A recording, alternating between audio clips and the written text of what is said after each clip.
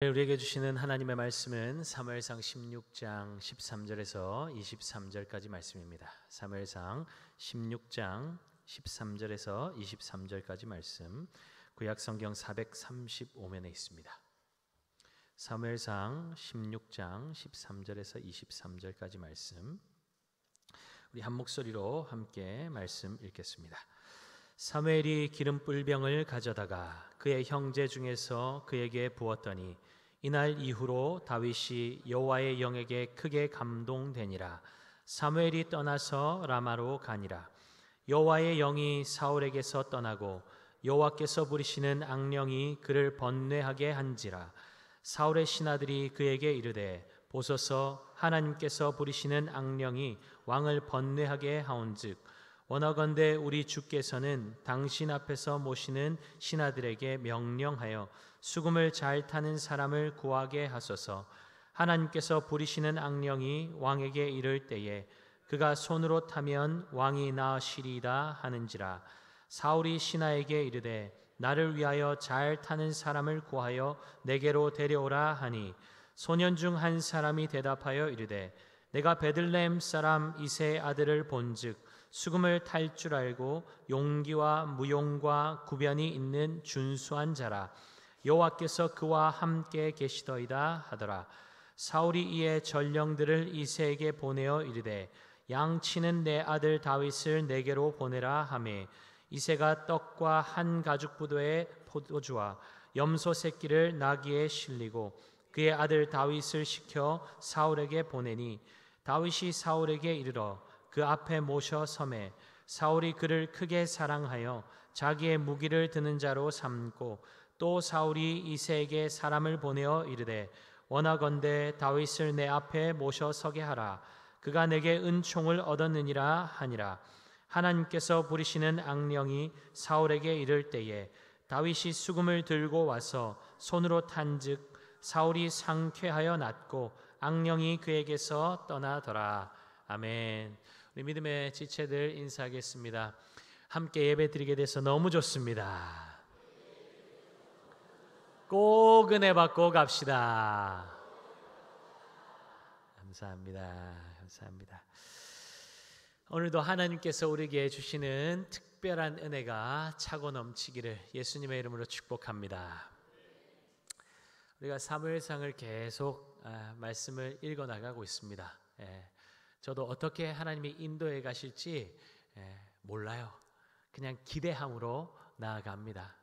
말씀 한 장 한 장을 봐 나가면서 하나님 오늘 이번 주에는 또 하나님 어떤 말씀을 주기를 원하십니까? 꼭 필요한 말씀, 우리가 꼭 들어야 할 말씀 하나님 허락하십시오. 이렇게 기도하면서 준비하고 있는데요. 하나님의 말씀이 여러분 한 장씩도 읽을 때도 있고 몇 절만 읽을 때도 있고 반 장만 읽을 때도 있고 그렇지만 여러분들 계속 우리가 사무엘상 한 장씩 읽어 나가잖아요. 그리고 새벽 예배 때도 지금 룻기 말씀 읽고 있는데 한 장씩 혹시나 하루 한 장 놓치고 계시다면 성경 한 장씩 읽어 나가십시오. 말씀의 능력이 있습니다. 말씀 읽어도 잘 모르겠어요. 그런 분 있을 거예요. 그런데 여러분 말씀을 읽다 보면 이상하게 깨달음이 올 때가 있어요. 갑자기 반짝할 때가 있어요. 성령께서 깨달아 알게 하시는 때가 있어요. 근데 읽지도 않고 나는 이해가 안 돼요. 그러면 안 되는 거죠. 그래서 계속 읽다 보면 여러 번 반복해서 읽고 그 말씀이 어떤 뜻이 있는가, 하나님 나에게 무엇을 말씀하실까 기도하면서 기대하면서 그 말씀을 묵상하고 읽어나가면 하나님이 그 말씀을 통해서 우리에게 말씀하시고 가르치시고 인도해 가시는 것을 반드시 경험하게 하실 줄 믿습니다. 말씀을 생명처럼 붙드는 귀한 구미강동교회 모든 성도들 되시기를 예수 그리스도 이름으로 축복합니다. 사무엘은 사울이 하나님께 버림당한 일 때문에 오랜 시간 동안 슬퍼합니다. 비록 사무엘이 평생을 하나님과 동행하였고 그 시대에 하나님께서 가장 귀하게 들어 쓰시는 종이었지만 이 사무엘이 아무리 기도하고 탄식해도 이미 사울에게서 떠나버린 하나님의 마음을 돌이킬 수는 없었습니다. 이스라엘의 미래를 염려하며 한숨과 눈물이 마르지 않던 그때 사울의 왕위를 빼앗아서 하나님의 마음에 맞는 사람에게 주시겠다고 하신 하나님의 말씀이 성취될 순간이 찾아옵니다. 하나님의 말씀이 사무엘에게 임한 것이죠. 본문 1절 말씀 함께 읽겠습니다. 여호와께서 사무엘에게 이르시되 내가 이미 사울을 버려 이스라엘 왕이 되지 못하게 하였거늘 내가 그를 위하여 언제까지 슬퍼하겠느냐. 너는 뿔에 기름을 채워 가지고 가라. 내가 너를 베들레헴 사람 이새에게로 보내리니 이는 내가 그의 아들 중에서 한 왕을 보았느니라 하시는지라. 아멘. 하나님은 사무엘에게 기름을 가지고 베들레헴으로 가서 이스라엘의 새 왕을 세우라고 말씀하십니다. 사울이 폐위될 것이라는 예언을 받은 것은 사실이었지만 엄연히 현재 왕으로 군림하고 있는 시점에서 다른 사람에게 기름을 붓는다는 것은 사울에 대한 반역 행위이며 목숨을 걸어야 할 행동이었기에 사무엘은 두려워합니다. 하나님은 사무엘이 취해야 할 구체적인 말과 행동까지 지시하심으로 두려움으로 주저하고 있던 사무엘을 독려하십니다. 뿔에 기름을 채워서 이새의 집에 도착한 사무엘은 용모와 신장이 출중한 엘리압을 보고 이 사람이 바로 하나님께서 기름 부어 세우실 왕이라고 판단해버립니다. 그런데 하나님은 전혀 다른 말씀을 하고 계시죠. 7절입니다. 여호와께서 사무엘에게 이르시되 그의 용모와 키를 보지 말라. 내가 이미 그를 버렸노라. 내가 보는 것은 사람과 같지 아니하니 사람은 외모를 보거니와 나 여호와는 중심을 보느니라 하시더라. 아멘. 여러분, 사무엘이 이 말씀을 들을 때에 누구를 떠올렸겠습니까? 당연히 사울이죠. 사울의 외모 훌륭했습니다. 키도 모든 백성들보다 어깨 위는 더한 사람이었습니다. 그야말로 완벽했죠. 사울은 아무도 범접할 수 없는 넘사벽이었습니다. 그런데 그런 사울이 하나님께 버림받은 이유가 무엇이었습니까? 외적 조건이 모자라서가 아니었죠. 하나님께 불순종했기 때문에, 하나님의 말씀에 귀 기울이지 않고 불순종했기 때문에 사울은 버림받게 된 것입니다. 많은 사람들이 자신은 조건이 부족하고 모자라서 하나님의 일에 쓰임받지 못한다고 생각하고 그렇게 말합니다. 그런데 하나님은 뭐라고 말씀하고 계십니까? 사람은 외모를 보지만 하나님이 보시는 것은 외적인 조건이 아니라 마음의 중심이라는 것입니다. 그러니까 여러분, 하나님의 일에 쓰임받지 못한다. 무엇이 문제라는 거예요? 마음의 중심이 문제인 것이지 외적인 조건이 문제가 아니라는 것입니다. 우리는 사울이 버림받은 이유를 잘 알고 있습니다.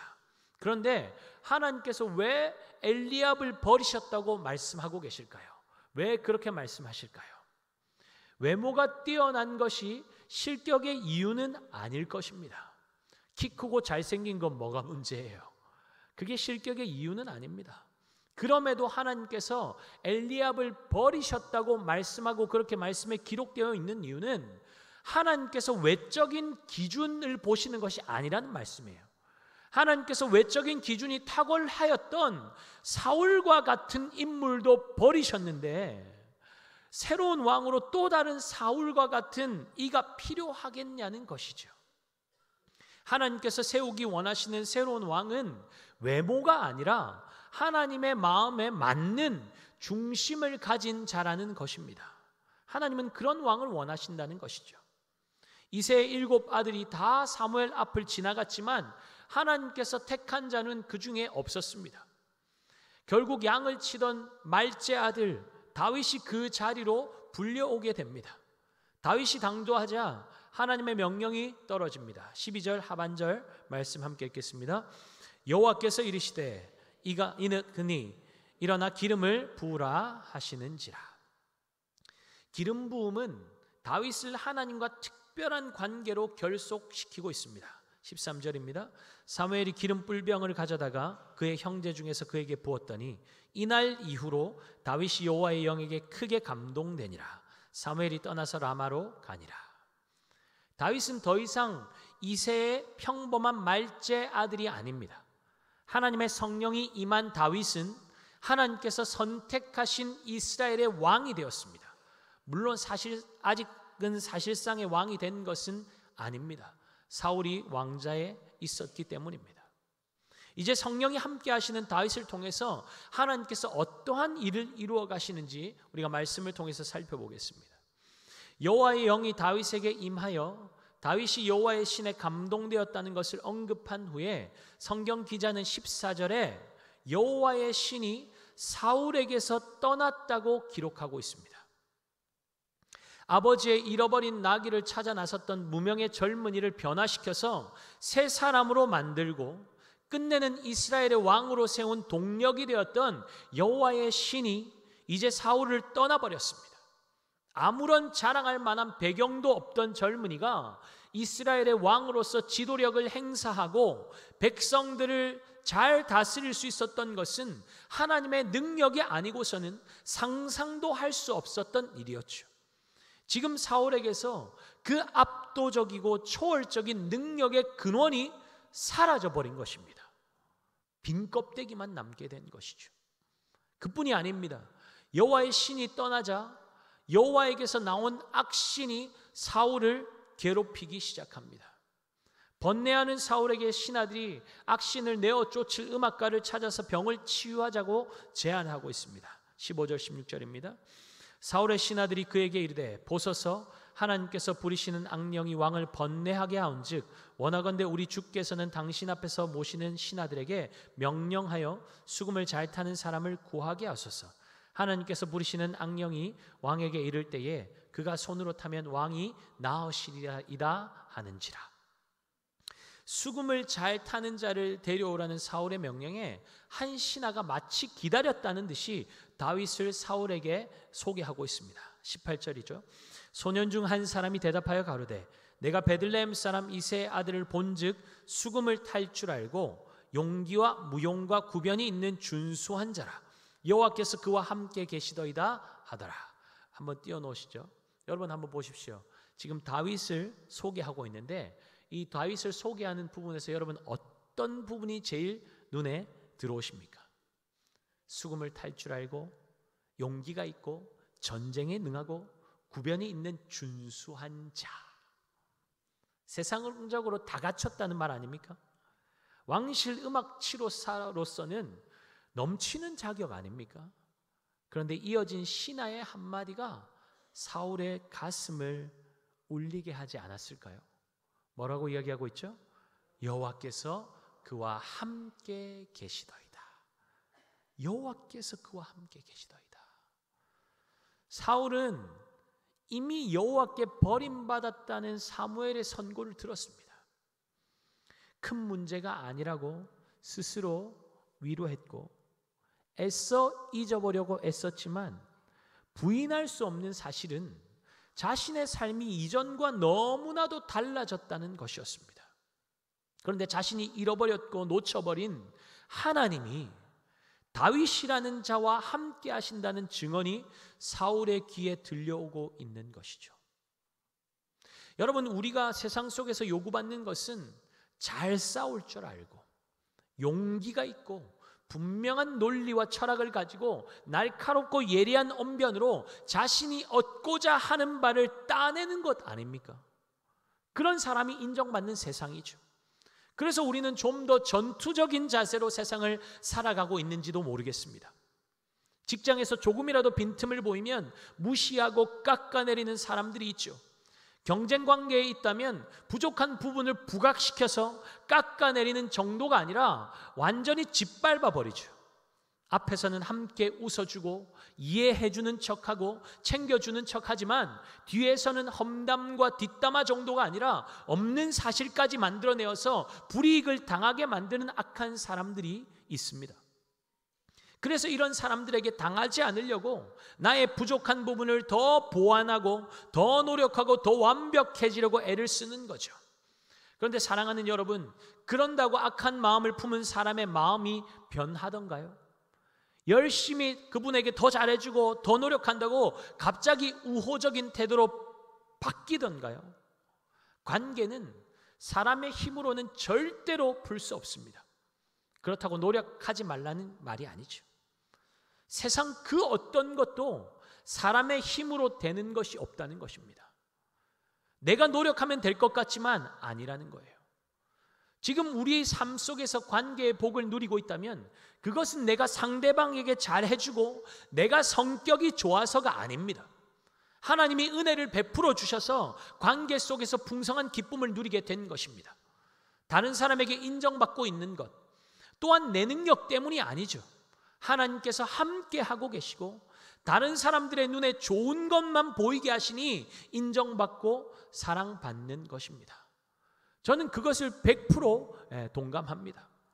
저같이 부족하고 실수 많은 사람이 구미강동교회에 와서 올 때부터 와서도 얼마나 사랑을 많이 받고 인정받고 배려받고 하는 것 보면 전적인 하나님의 은혜인 것을 인정할 수밖에 없습니다.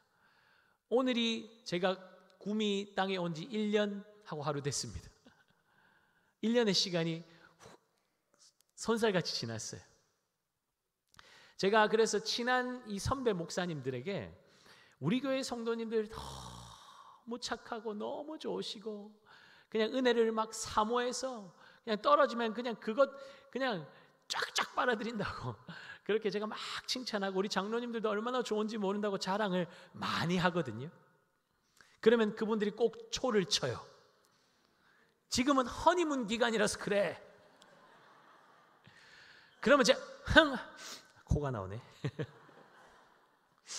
김이 팍 새지만 그때마다 제가 기도합니다. 하나님, 허니문 기간이 쭉 이어지게 해주세요. 더 좋아지고 시간이 갈수록 더 좋아지고 더 사랑이 넘치게 해주세요. 그렇게 기도합니다. 믿는 대로 될 줄 믿습니다. 여러분, 결혼하고 허니문 기간에는 부부가 너무 사랑스럽고 좋지만 허니문 기간이 끝났다고 요시땅 해가지고 매일 싸우자 합니까? 그렇지 않죠. 사랑이 식어서 이제는 서로 꼴도 보기 싫은 관계가 되었습니까? 그렇지 않죠. 사랑이 농익지 않았습니까? 아닌가 봐요. 불꽃처럼 뜨겁고 화끈한 사랑은 아니라고 할지라도 배우자의 수준에 맞게 사랑의 눈높이가 조정되었고 상대방의 연약함을 볼 때에 미워 죽겠는 것이 아니라 얼마나 힘들면 저렇게 할까? 마음이 짠해지고 내가 더 잘해줘야지, 내가 더 품어줘야지, 그렇게 품고 이해하고 용납해주는 사랑의 깊이가 신혼 때와는 비교할 수 없을 만큼 깊어지고 넓게 확장되지 않았습니까? 공감을 얻지 못하고 있는 하나님께서 함께 하시니 부부가 사랑으로 더 깊은 연합을 이루게 되는 것이죠. 하나님이 함께 하시면 더 깊은 부부의 연합을 이루게 하실 줄 믿습니다. 아멘 하신 분 그대로 이루어질 줄 믿습니다. 담임 목사와 당회, 교회도 마찬가지라고 생각합니다. 신혼이기 때문에 다 좋아 보이고 그 기간만 용납해주고 그 기간만 참아주는 것이 아니라 하나님께서 맺어주신 관계이기 때문에 시간이 지날수록 서로가 서로를 더 존중히 여기고 용납하고 품고 위해주고 배려해주는 사랑이 더 깊고 깊어지고 넓어지게 하실 줄 믿습니다. 사람에게는 그렇게 만들 능력이 없죠. 그런 재주가 없습니다. 하지만 하나님께서 함께 하시면 교회는 그렇게 주님의 사랑 안에서 더욱더 견고하게 세워지게 될 줄 믿습니다. 구미 강동교회 장로님들, 성도님들 보니까 목사님 정말 사랑하고 존중하고 목사님은 성도님들 정말 존경하고 사랑하는 게 보여요. 성도님들도 어쩜 그렇게 소외되는 사람 없는지 돌아보고 챙기고 서로 섬기고 그게 진짜 교회의 모습인 것 같아요. 그런 교회라면 나도 가고 싶어요. 교회 처음 방문하는 분들에게 이런 말을 들을 수 있다면 얼마나 좋을까요? 세상 사람들의 인식 속에 저 교회는 늘 분쟁 중, 늘 마음에 안 드는 사람 욕하는 중, 늘 소문으로 시끄러운 중, 늘 서로의 잘못을 지적하는 중, 이러면 그 교회에는 하나님의 함께 하심이 안 보이던데요 라는 너무나 슬프고 가슴 아픈 평가를 듣게 될 것입니다. 사랑하는 여러분, 하나님께서 함께 하시는 증거가 우리 교회를 통해 여러분 한 분 한 분을 통해 세상 가운데 드러나게 되는 은혜가 있기를 예수님의 이름으로 축복합니다.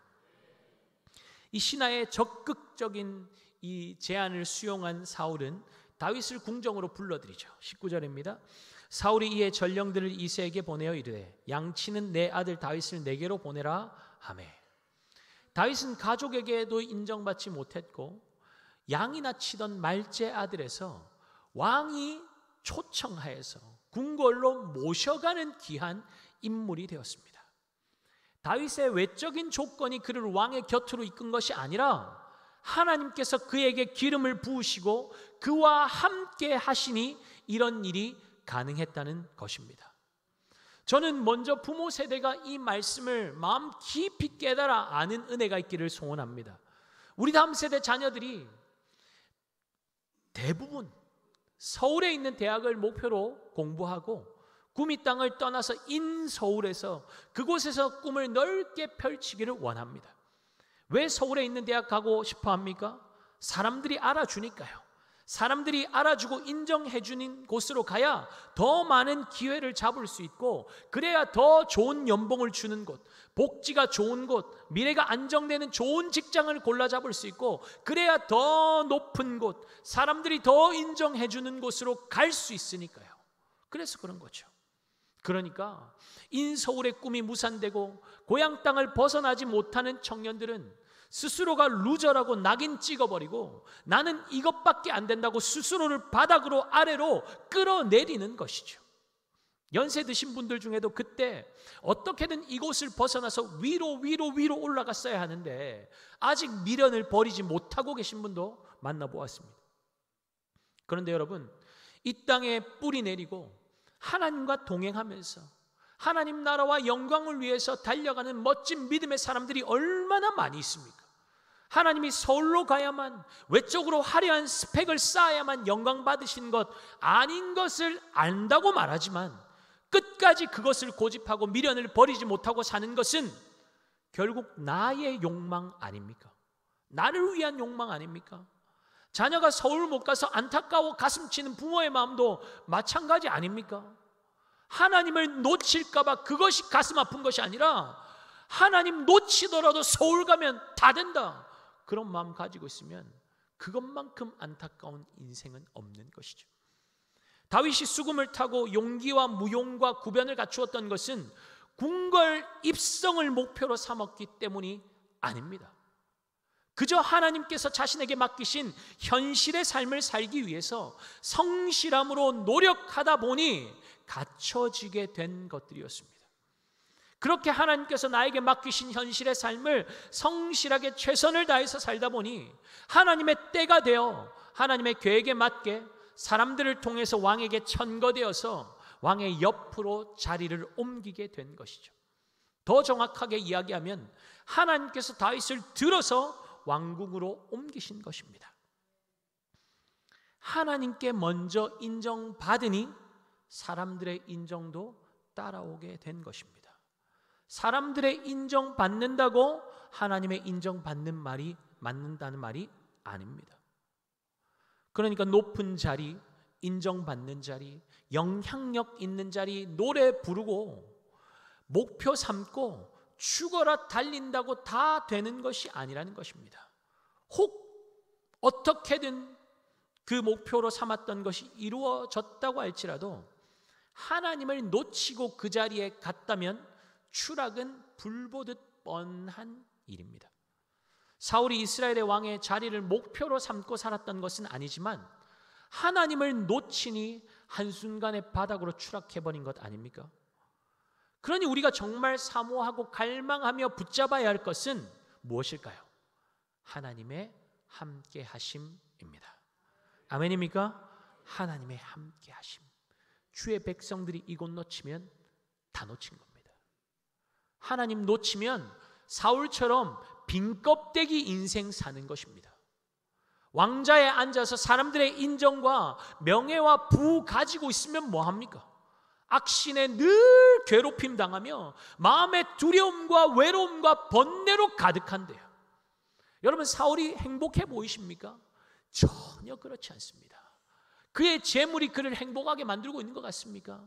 그의 명예가, 그의 인기가, 사람들에게 인정받음이 그를 행복하게 만들고 있는 것 같습니까? 그렇지 않죠. 왜요? 빈 껍데기일 뿐이니까요. 붙잡아야 할 것을 놓쳤으니까 그런 것이죠. 우리 자녀들이 유명해지고 높은 자리에 올라가면 행복이 보장되어 있다고 여러분 믿으십니까? 돈 많이 버는 직장에 가면 아무런 걱정도 없이 살 수 있습니까? 유명해지고 인기를 누리고 돈 많이 벌면서도 내 자녀는 믿음 생활 잘 할 겁니다.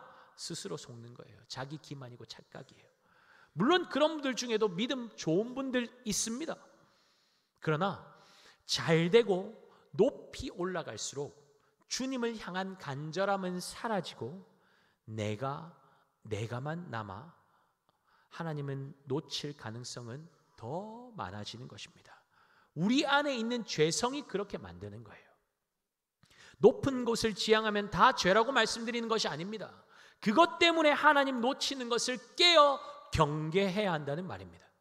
지금 나에게 주어진 일이 어떤 것이든 하나님께서 나에게 맡기신 자리라는 것을 인정하고 주님 앞에서 맡겨주신 일들 성실하게 감당하면 가장 먼저 누가 인정하실까요? 하나님께서 인정하시죠. 그러면 다른 것들은 자연스럽게 따라오게 되는 것입니다. 아멘이십니까? 하나님이 원하시고 이끄시면 더 인정받는 것, 더 높은 곳, 더 넓은 곳으로 왜 못 올라가겠습니까? 중요한 것은 누구의 힘으로 그곳에 올라가는 것인가, 그것인 것이죠. 사울은 왕의 자리를 내어주어야 하는 시점에 자신도 모르게 여호와의 신을 소유한 사람, 자신의 자리를 대체할 사람을 왕궁으로 불러들인 것입니다. 다윗도 그 사실을 모른 채 하나님의 손에 이끌려서 왕궁으로 들어왔습니다. 하나님의 성령께서 다윗을 이끄시니까 어떻습니까? 왕의 병을 치유하는 음악 치료사로 들어왔다가 사울의 사랑을 받아서 왕이 가장 신임하는 자에게만 맡기는 무기든 자로서의 왕의 수행 비서가 됩니다. 22절 함께 읽겠습니다. 또 사울이 이새에게 사람을 보내어 이르되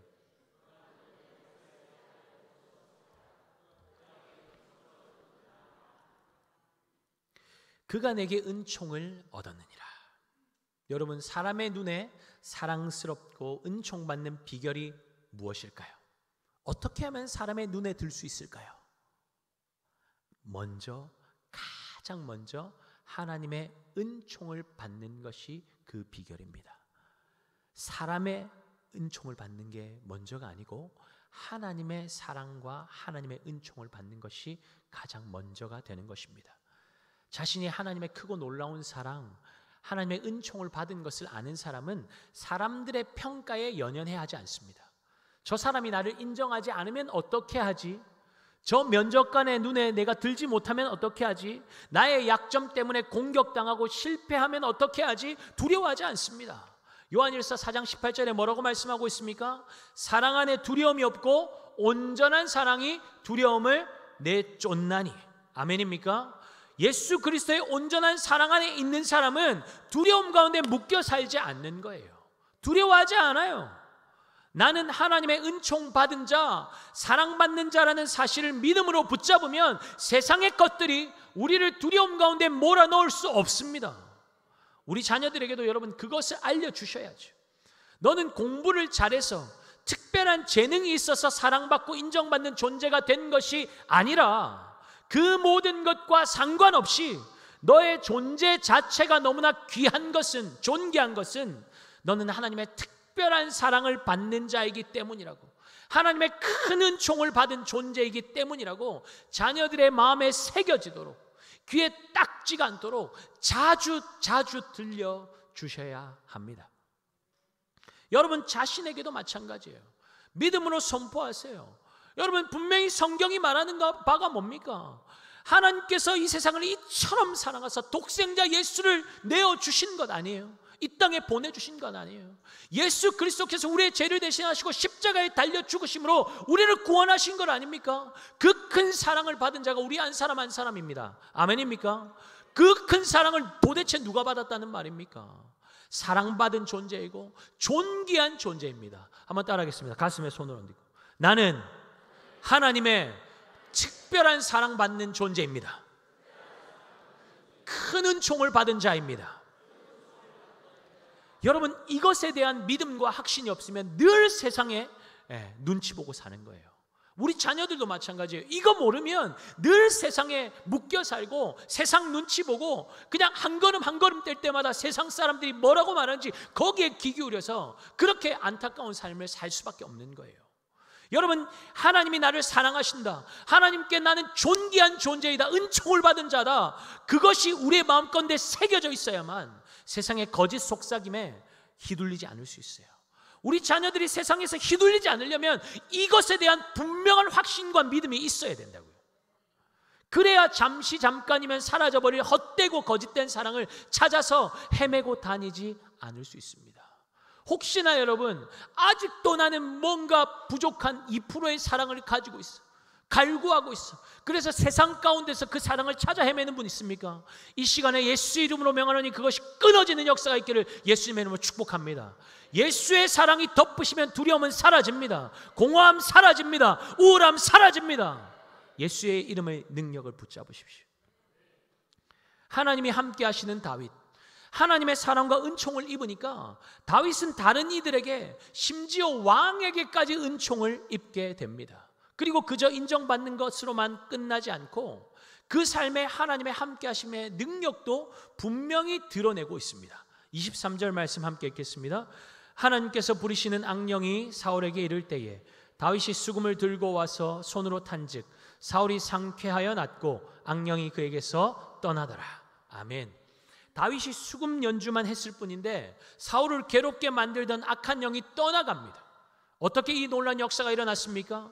하나님의 성령이 다윗과 함께 하시니 그를 통해 하나님의 역사가 나타나게 되는 것입니다. 저는 목사로서, 아니요, 성도로서 이런 능력을 사모합니다. 제가 말씀을 전할 때 회심자들이 많아지고 회개가 터져나오고 성도들을 위하여 기도할 때 귀신이 떠나가고 병고침 받는 역사가 일어나고 하나님이 저와 함께 하시는 증거가 드러나는 그런 목사가 되기를 소원하는 마음이 있습니다. 그런데 그것보다 우선되는 것이 있어요. 무엇일까요? 그렇게 해서 사람들의 인정받는 것이 중요한 것이 아니고, 그것 없어도 하나님의 인정받는 것, 그것이 가장 우선되는 것 아니겠습니까? 능력 많이 나타난다고 하나님께서 인정하시는 사역자라는 증거가 도대체 어디 있습니까? 순 거짓말이에요. 여러분, 그 속지 마세요. 복음이 아니에요. 물탄 복음이에요. 거짓 복음이에요. 우리의 있는 모습 그대로를 사랑하시는 분이 우리 아버지 하나님이십니다. 부족해도 사랑하시고요, 모나도 사랑하시고요, 뭘 못해도 사랑하십니다. 아멘입니까? 능력이 있어야 사랑받는다는 것은 세상의 소리예요. 하나님의 소리가 아니에요. 말씀의 소리가 아니라고요. 거짓 메시지 붙들지 마시고 참 메시지를 붙드세요. 하나님의 인정이 가장 우선되는 거예요. 스스로 만족하고 사는 사람들이 아무리 대단하다고 우러러보고 칭찬해도 하나님께 인정받지 못하면 그것으로 끝난 거예요. 대단한 기사와 이적을 행하는 것보다 더욱더 중요한 것은 주님의 마음에 합한 종이 되는 것입니다. 주님의 마음에 합한 자녀가 되는 것입니다. 다윗이 수금을 탈 때에 사울에게 임한 악신이 떠나가는 장면을 기록하고 있는 이유가 무엇이겠습니까? 다윗의 탁월함을 증명하기 위해서겠습니까? 그렇지 않죠. 그의 능력을 드러내기 위해서가 아닙니다. 하나님께서 함께 하시는 사람과 그렇지 않은 사람의 삶을 극명하게 대조시키기 위해서입니다. 높은 지위와 부와 명예를 다 가지고 있지만 하나님께서 떠나가니까 겉만 멀쩡할 뿐이지 다 망가졌어요. 악한 영의 지배를 받으면서 비참하게 살아가는 거예요. 그런데 다윗 뭐 볼 게 있습니까? 뭐 볼 게 있어요? 뭐 드러낼 게 있어요? 그런데 하나님께서 그와 함께 하시니까 다른 거지요. 다르게 살 수밖에 없는 거죠. 사울처럼 사랑받고 인정받기 위해서 무리수를 쓰고 편법을 쓰지 않아도 사랑받습니다. 인정받습니다. 여러분, 이게 주의 백성들, 하나님이 함께 하시는 백성들이 가져야 할 인식인 거예요. 하나님이 함께 하시면 다른 사람 눈 의식할 거 없어요. 하나님께 인정받으면 다른 사람에게도 인정받게 되어 있어요. 하나님이 나와 함께 하시는 증거를 다른 사람이 보아 알 정도로 능력 있는 삶을 살게 되는 것입니다. 그것이 꼭 높이 올라가고 많은 것을 이루고 많은 것을 가지고, 그게 아니에요. 사랑하는 여러분, 이것이 세상 속에 살아가는 주의 백성들의 모습이어야 하지 않겠습니까? 너는 별로 특별한 것도 없는데 왜 그렇게 사랑받고 인정받지?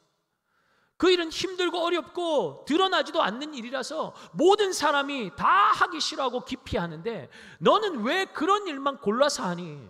뭐가 즐겁다고? 인생이 뭐가 그렇게 신난다고 그렇게 사니? 성실하게만 한다고 다 잘 되는 건 아닌데 넌 왜 하는 일마다 그렇게 순적하지? 열심히만 하고 인정도 못 받았는데 왜 화내거나 욕하는 것이 아니라 그렇게 마음에 평안함이 있을 수 있지? 사랑하는 여러분, 이것이 우리 주변에 믿지 않는 사람들이 우리를 보면서 가져야 하는 궁금증 아니겠습니까? 우리 자녀들이 부모의 이러한 모습을 보면서 궁금해야 하는 것 아니겠어요? 하나님이 함께 하시는 사람의 주변 사람들은 여러분 결국에는 알게 될 거예요. 정말 나와 하나님이 함께하고 계신다, 이 일이 하나님께서 맡기신 일이다, 그렇게 여러분 그것을 인식하고 내게 맡겨주신 것에 충성하고 하나님 앞에서 그 일들을 감당하면 주변 사람들이 알게 될 것이고 그렇게 고백하게 될 거예요. 뭐라고 고백할까요? 여호와께서 그와 함께 계시더이다. 아멘. 여호와께서 그와 함께 계시더이다.